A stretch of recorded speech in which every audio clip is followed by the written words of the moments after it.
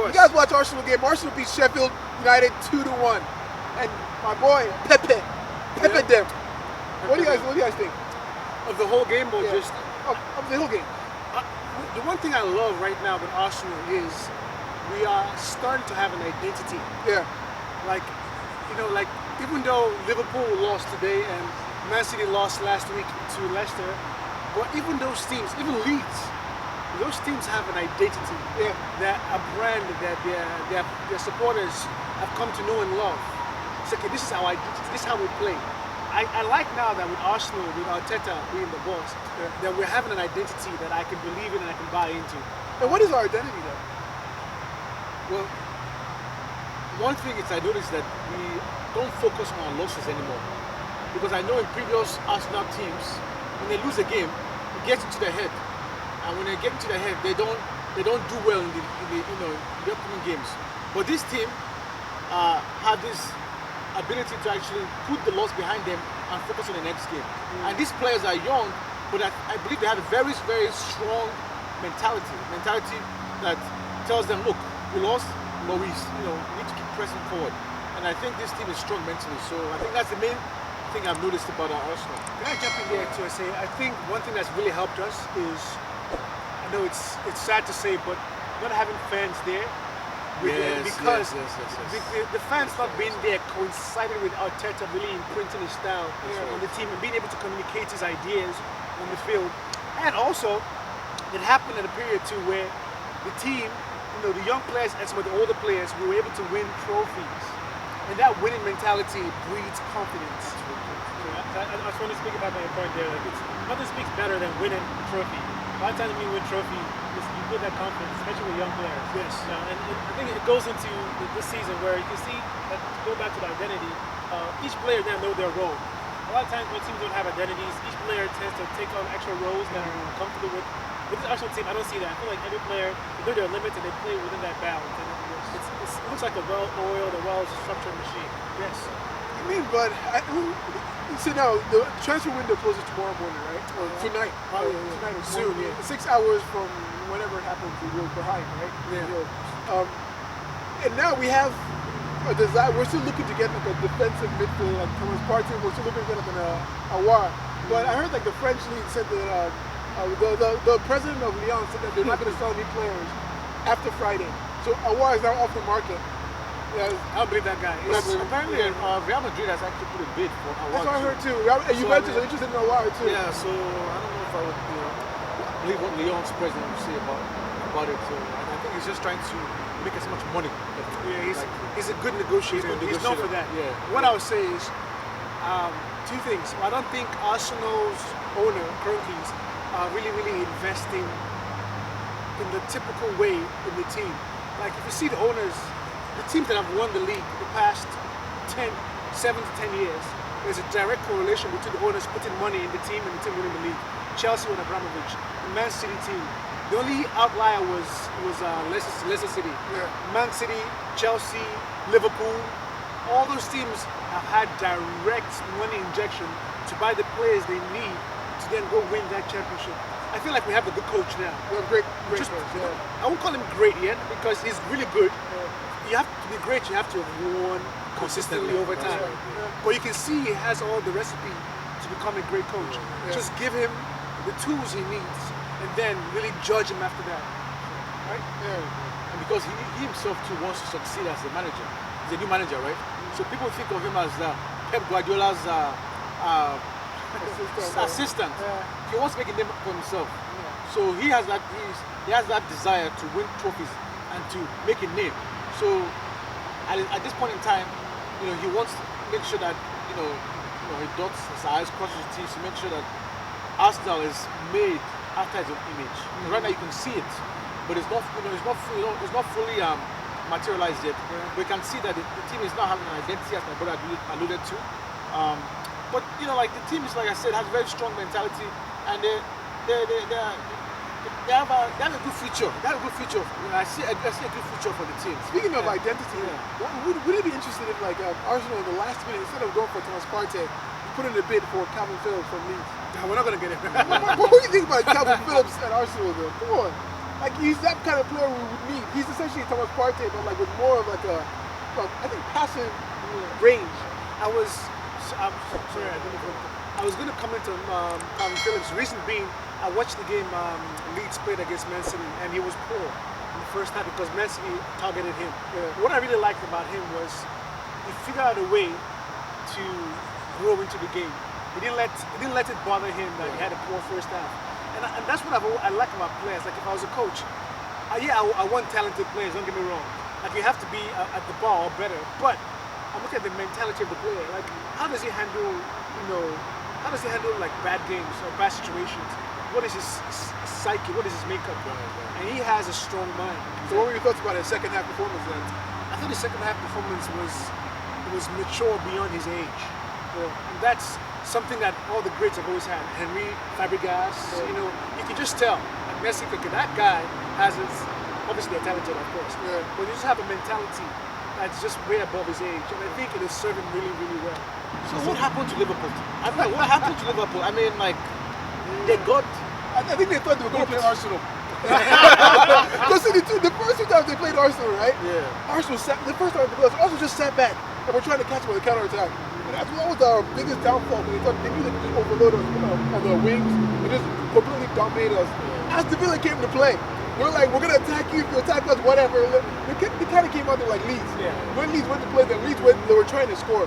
Whereas Arsenal were trying to get them on the counter-attack. So by the time they were down like 1 or 2 goals, they were shell-shocked. And they didn't have the Mane. Mane is their instigator. Mane is the guy who like initiates your counter press. The guy who always like does something out of nothing. You know, I think they had the right. Arteta had the right strategy against Liverpool, but he had the wrong personnel. What do I mean? He didn't start Ceballos. I agree. Yeah, because we were trying to counter, but we didn't have the player who could actually pass the ball. And because every time we get the ball, we kept losing it. So it defeated the purpose. Like at Sevilla, they had Jack Grealish, they had Ross Barkley. Those are people that like to carry the ball and they can pass. Man, Grealish, man. That boy's a baller, man. Jesus, I don't even know, like, Jesus is Lord. That guy he's probably worth over 60 million. If not because he's an Aston Villa fan, like he was a boyhood fan of the club. I mean, like I'm sure Man City, Liverpool. They want to have this guy. It was start. He would fit in, like Man City, Liverpool. The ball, like Martinez bangs the ball to him, like just brings it down, and the defender's like, oh crap. Yeah. What do I do? I better not dive in. Maybe we should not have sold Martinez, but that's a different thing. But speaking of Grealish, though, speaking of Grealish, I don't know about you, but when I look at Grealish on TV, he looks like he doesn't have a long socks. He looks like now. I feel like he wants you to see his calves. He wants you to see his calves. Look how big my calves are. I work out on this. I mean, he looks distinct. It's kind of like this opposite of Sanchez. Sanchez wanted to. But I think Grealish is. But here's the thing. Even though it was a 7-2 win, that's an aberration in the whole force field. I think teams, right, like Leeds, Aston Villa's right now. If you play Liverpool, that same team, those two teams played each other for 10 games. They probably win 2. Reason being, I guarantee you, Liverpool came in thinking, we're gonna sit back. and then they were surprised.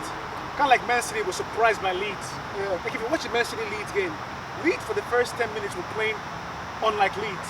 They were sitting back and letting Man City have the ball, and then something clicked. Which are like, no, why are we afraid of? Why are we afraid of you? Let's play our game. We're gonna lose.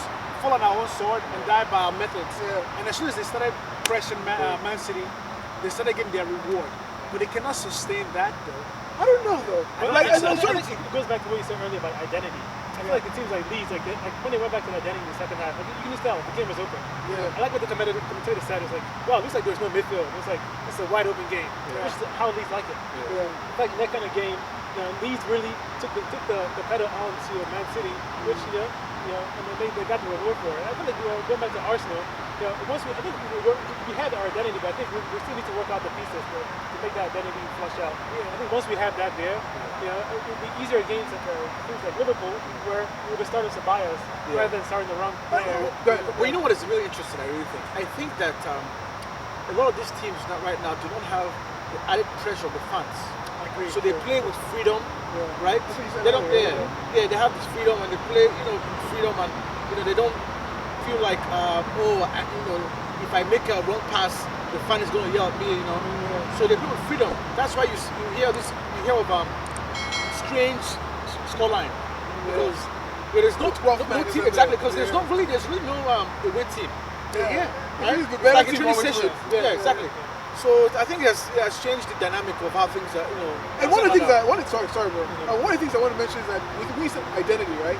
I think part of the identity of teams like the Leeds, teams like the Leicester City, is their fitness. Like those teams are fit. So the identity is that you might be more skillful than me, but I'll make you work for it 90 minutes of the game.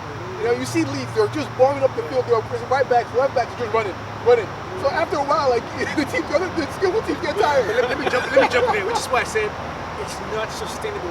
Why? Because if Leicester City with Jamie Vardy and Wilfred Ndidi get injured, you can still have fit players, but you don't have fit quality players. Yeah. Whereas Man City, if they have two forwards that are out now, they use Jesus and Aguero, but they can put in Raheem Sterling, they can put in Riyad Mahrez. They have deep bench that has quality. So I'm saying over the course of a season, it doesn't lie.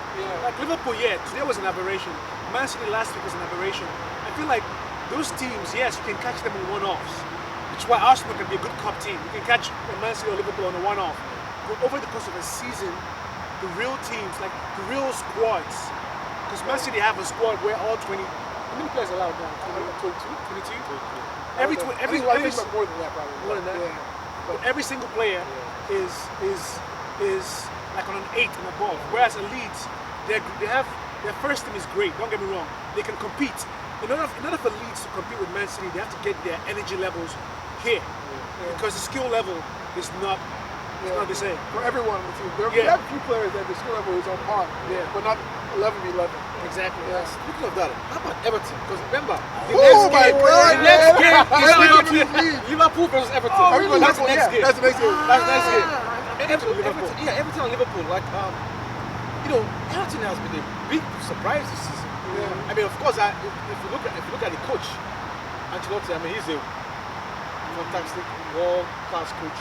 So I'm not surprised that Everton are doing this well. But I didn't know they would do this well. When they got some ballers, and they fixed the weak areas in their team, like their midfield. Alan, Decore, like they can James rival Rodriguez. James Rodriguez. He's been a revelation. And Calvin Lewin, Yes. man. He's That guy is a bull.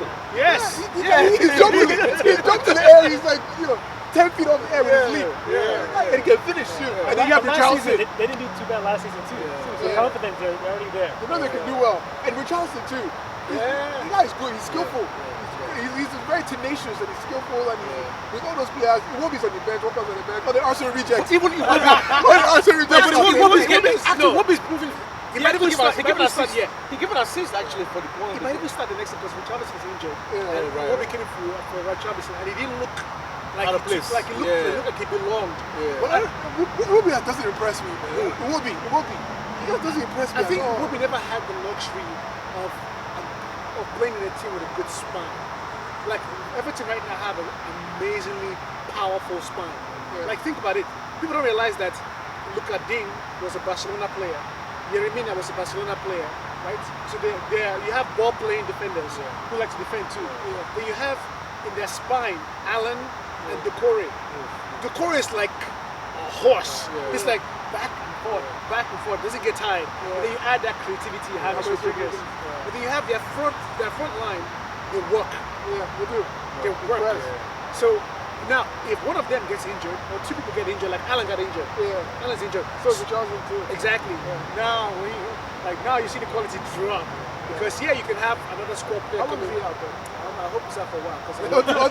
Until after Arsenal plays them. So I'll put you guys on the spot. The game against Liverpool v Everton. Who do you envisage will win that game? Liverpool. I'll tell you what. Because they have a lot more teams now. They're wounded now. Mane is still out. I believe Mane is still out because he's now on quarantine, right? For 14 days. Wow. So No, that but means- international break is starting this week. It's for 10 days. okay. 10 days. Yeah, 10 days. Okay, 10 so days maybe- plus how many days when he was found was 14. Yeah. So Okay. he's back by that game. Who do you think? I think it's going to be a draw. It's going to be a draw. If there were fans there, I'll say maybe a draw. If there are no fans there. I see Everton beat Liverpool. I don't think Liverpool going to retain the title this year. I'm being conservative, but I think Everton might beat Liverpool, but I'm going to be conservative and say it's a draw. what kind of prediction is that? Give me a prediction. 0-0. No. Okay, I'll say. What do you think will be the score in that game? You go first. I think Everton will beat Liverpool. I don't think this is Liverpool's year. I mean, the way they're playing right now, they're too predictable. When a team comes at them and plays against them, like they can catch them. Their defense is Van Dijk and everyone else. You know, so I think Everton will beat them. I can see Calvert-Lewin probably scoring a goal or two. I see it being 3-1 or 3-2 Everton. 3-1 or 3-2 Everton. Okay. I would say the biggest loss for Liverpool has been, even though Mane is a great player, has been Henderson. People don't realize how much of a leader and how much he drives that team to win. Like, you know, it's a hard, like, sometimes you have your skillful players, but you need that person that's just like gritty and is just a leader. And they've missed him, ever since he's been injured, they've been very inconsistent. So what I would say is this, if Everton played Liverpool today, Everton could have beaten Liverpool because Liverpool have come out thinking, they know they're the superior team. But now Liverpool is wounded, pissed off, right? They're wounded and pissed off. Everton has this false sense of confidence, which they should have because they've earned it. But I feel like this game against Liverpool, it's not going to be a blowout, but I feel Liverpool's going to beat them 2-1 is my prediction. 2-1, okay. I think Everton will win 2-1.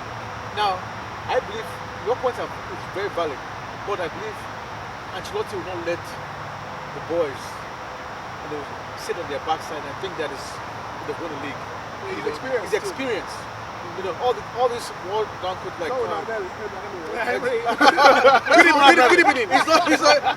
So I think that I believe Everton will win, right? Could be a draw, but I'm gonna stick my neck out and say Everton will win 2-1. Okay. For me, I'm gonna go with Liverpool. Considering that Mane is back, I make great points with the fact that they have other injuries as well. But I'll say once Mane is back, I feel like they needed him in this game. Also, the losses they've had, the 2 losses against Leeds and Aston Villa, the team that played good counter-attack. Honestly, I don't see Everton beating Liverpool the same way Leeds and Aston Villa beat them. I feel like Liverpool will learn the lesson and they'll go back. Well, Leeds lost to Liverpool, right? It was 4-3. Yeah, it was 4-3. Oh, yeah, sorry. But it was a close game. So just the 1 loss. Liverpool winning. I'll say 3-1. Okay. All right, lastly, the last game we're just going to talk about briefly before we're done is Arsenal playing Leicester City next game, right? Leicester. What do you guys, just general thoughts about the game, and who you think is going to win the game? Arsenal. Of course, Arsenal. I think Leicester they are suffering right now from injuries, especially Wilfred and Didi. What if he's back? I don't think, even if he's back, I don't think Leicester in the past have beaten us because we've struggled with transition defense. Arsenal in the past, under Arteta, has not been as vulnerable with transition defense. There's one thing I think we missed today, right? I want to just put it out there. I feel like our midfield is much more fluent without Jack and him. Yes. Okay. Ceballos and Elneny. That's why, you know, people, I don't know why they're not going to sell Elneny. People have issues with Elneny, but Elneny doesn't lose the ball. He keeps the ball full and keeps that ball ticking. He works well with the player like Ceballos. Elneny with the player like Xhaka, just our midfield is stagnant sideways. Ceballos is always looking forward, looking for the pass. Did you see that, Meg? He was like, get out of here! Get out of here, man! But you still cannot forget the leadership quality that Xhaka brings that he doesn't have. But we don't need that when you have the Luis in the back. I'll say, I'm telling you that I'm terrible. It's not bad. If you're Liverpool, you can have a good leader like Henderson with skillful players around. We don't have that many skillful players. Actually, the game against Liverpool, we lost 3-1. Xhaka played that. Xhaka started. Don't get me wrong. I'm not selecting Xhaka as a player. He's good, but he's very rigid, predictable. As a defender. But I like Elneny and Ceballos. Like they're more greedy. They're more back. I feel like our midfield is moving. Xhaka, I feel like it's stagnant. By the way, just my own observation. Why does Ceballos always look like he's about to fall when he's making He looks passes? very awkward. But He's like, that's what makes him so good. He's like, no one knows what he's doing. He's very awkward. Like, His mind is working so fast. His legs trying to keep up. right. but he's good. You notice that, right? Yeah. His style is awkward, man. But His movement too, like whenever he passes, like he always looks, he moves, and he's always looking. I like that feistiness about him. He gets everyone else around him. and last point will make Magalhaes play well. Dude, why did we bench him against Liverpool? Why did we bench him against Liverpool? I was upset as a defender, and I saw he didn't start against Liverpool. I knew we lost. Seriously, I knew we lost. He started David Luiz Mills to make one or two And he mistakes. just came back from injury too. Just came out from injuries. He did, Gabriel Magalhaes has been making consistent good plays, same as his teammates against good teams. Why not give him a chance against Liverpool? So I thought that was a mistake. The first mistake When we played him against Liverpool in the Carabao Cup, what happened? We won. They didn't score against us. I think we don't know what, well, like even with like William Saliba, we don't know what's going on in the back room, so we have no idea. But I think we should trust Arteta and trust that he knows. And it's a long season, man. It's a long season, so let's trust the process, like they say. Hopefully Awa can come. We don't really need Awa. Yeah, we do need Awa. You know why? Let me tell you why. This one we need Awa not because he will be helpful for the team, but I think because of a long season, right? There's a risk of injuries, right? So it's bias. So we need someone there who can step in. And of course, Arsenal is not just involved in the EPL; they're involved in the FA Cup, Carabao Cup, right? And what about Cup? Do you have? Europa League, exactly. So you need a full squad of quality players, and I think that's the reason why. He has to hope we get quality players in the next couple of hours. As Wenger always says, quality. and Emery says, good evening. Good evening.